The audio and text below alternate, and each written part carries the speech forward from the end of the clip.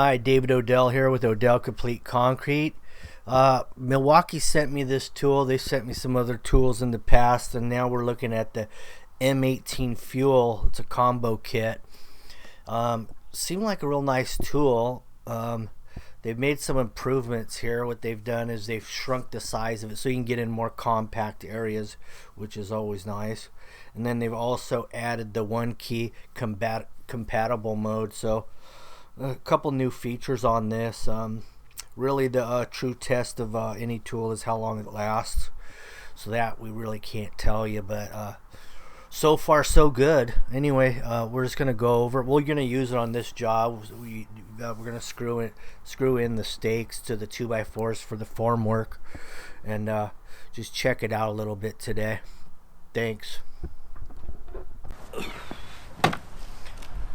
Hi, David Odell here with OdellCompleteConcrete. Today we're at the job site. This is our second day here. Actually, we did the demo yesterday. That's going to probably be in a different video. But anyway, what we're going to show a little bit today is this Milwaukee tool. Milwaukee just sent this out to me to try it out on the job. They've probably seen my old drills, thought I needed some new ones, something to that effect. And this is what we're going to try. The drill that I have now doesn't have a hammer drill or an impact, and we have both of them here. We have an impact and we have your hammer drill.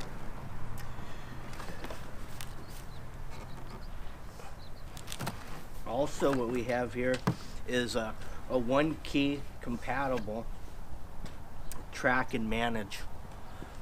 That means that if you have a lot of these tools out on a large job site and you set it down somewhere and you forgot where it was, you can locate it from your phone, find where your tool is at, or if someone happens to take it and use it somewhere else on the job site, you can find it.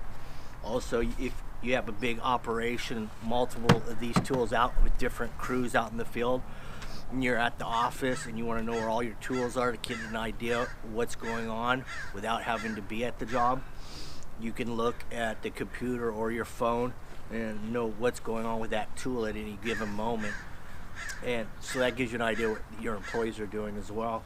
So that's a nice feature. And also, what else do we got here? It's a brushless setup, which means you don't have to replace brushes. So that's always nice. Now let's open it up.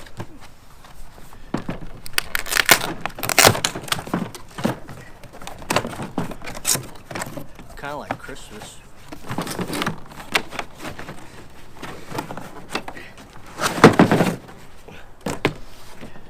Christmas gift from Milwaukee? Yeah, we got this little Christmas gift basically from Milwaukee.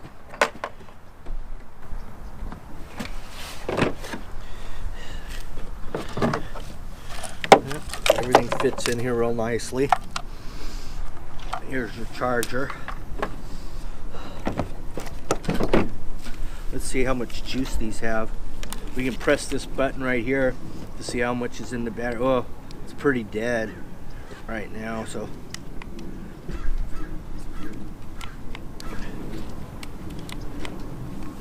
Yeah. Okay, see that tag right there? This tag has to come out. Otherwise, it's not gonna work. Oh, there it is. That's what's blocking the connection right there.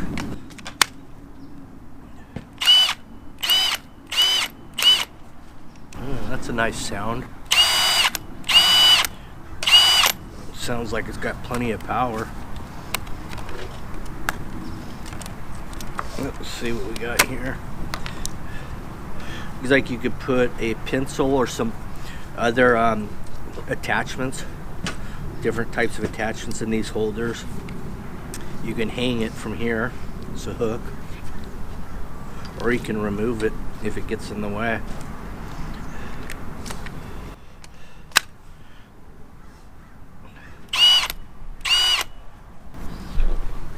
Let's see what settings we got here. We got 1 and 2. Let's see.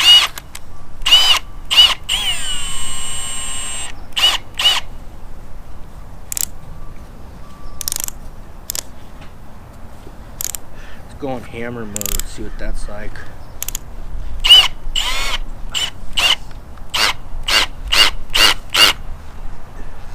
Yeah, you can definitely feel it. When you press here and hit it. Yeah. This shit is strong. Well, let's get down to the next one.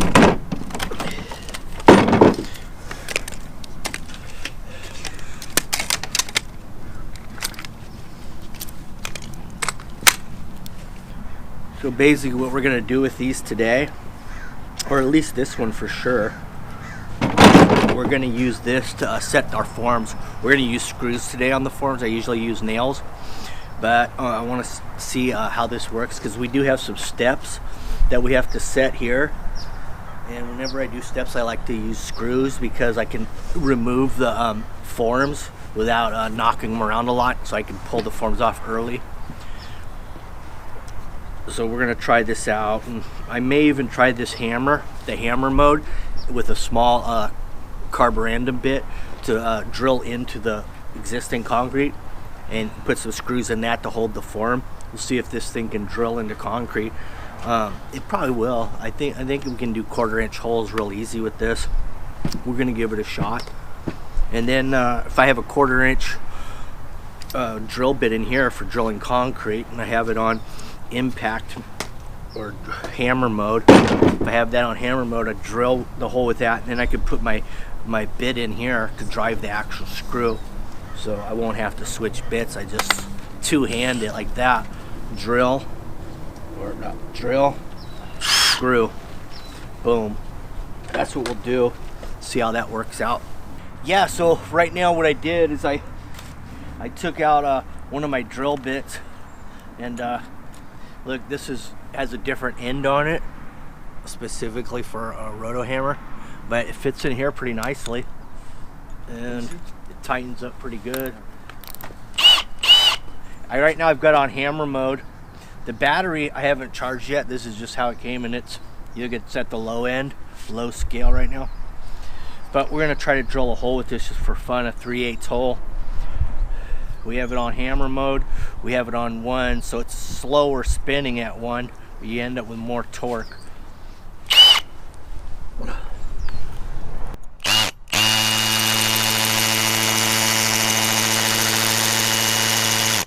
You can see it's doing a little bit there, but it'd take you a long time. So I don't think this is gonna work out for a 3/8 drill bit on this hammer, but I do have some other ones that I think it will work for, some smaller drill bits over here. Let's see, where did I put them? Oh, they're right here. Let's go with a 3/16. 3/16 is a common size for just setting some forms, putting some screws in and setting forms. So again, this is set up for the roto hammer connector. See that? But it does fit in here.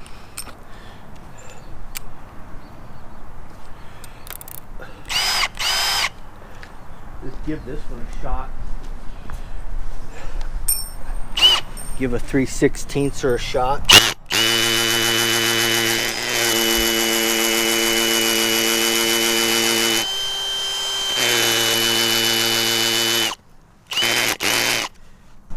Let's try 2.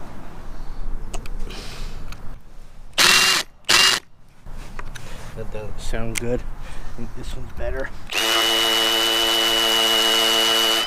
Yeah, that's slow going.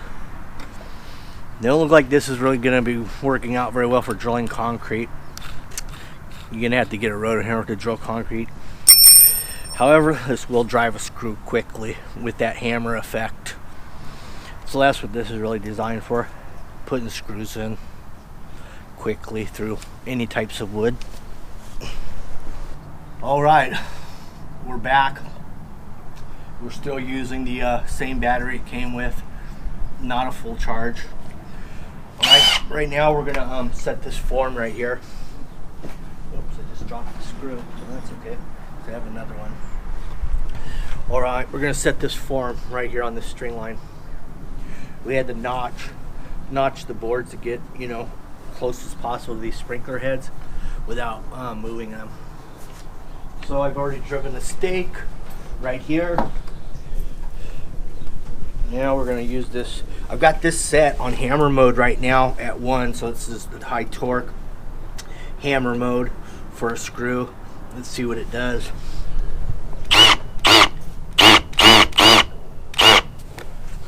I'm going to pull this up to my line. And maybe a little bit high, that way I can always pound the stake down.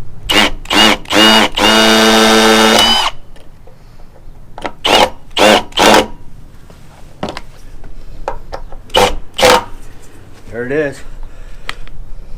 That's hammer mode. Now I'm going to try taking it off and just go with regular drill mode.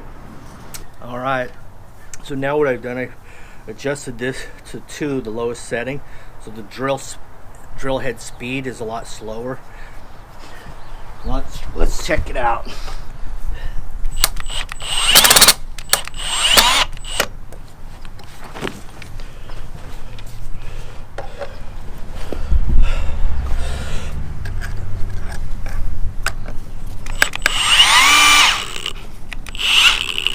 See, it's not quite powerful enough on 2 to get in there, so we'll go. Let's try on number 8.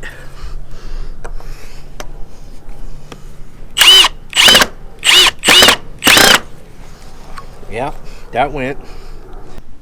All right. Okay. So we determined that this, even in hammer mode, can't drill in concrete. So we broke out the Hilti. Got the Hilti here with the same bit I tried in here, and I've already drilled that hole, and it drills really quick and easy. So now we're going to find out if this can put the screw tap con into the concrete hole. And I put this on hammer mode and 1. See what happens.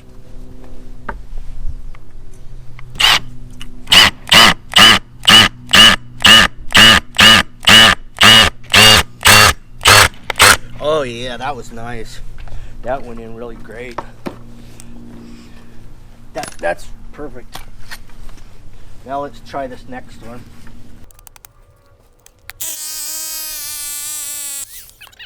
Switching tools. Yeah, you can really feel that hammer effect. All right, so we got this one in here. This is just some bracing. We got 2 3/16" holes into the concrete that we'll patch up, and you'll never even notice they were there. But basically what we're doing is we're making a step here. We're setting some form lumber for a step from this height. It's going to step down to that landing, and it's going to be varying. It's going to be at 3 inches here to 0, and the same here, 3-inch high to 0. So this I just screw in now. I can screw this in, zip, 2 screws on that. Then when I go to strip, I just pull those 2. The whole thing comes out as 1.